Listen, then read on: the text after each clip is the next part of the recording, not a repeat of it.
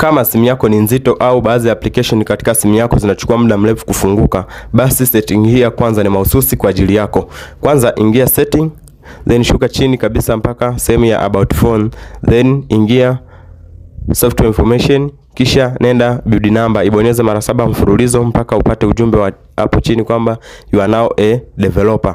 Then rudi nyuma kabisa mpaka kwenye setting, shuka kabisa chini utaona kipengele cha developer options. Kibonyeze, then shuka chini kabisa, scroll mpaka katika kipengele cha duration ambapo utaona window animation scale ibadilishe kutoka 1 times peleke 0.5 times, lakini pia translation animation scale ibadilishe kutoka 1 times ipeleke kwenye 0.5 times, lakini pia animation duration scale ibadilishe kutoka 1.0 times mpaka 0.5 times. Baada ya hapo simu yako itakuwa inafunguka kwa kasi ya ajabu. Na hii ni Freelancer Tech Lab, tunatoa science behind your device. See you on next video.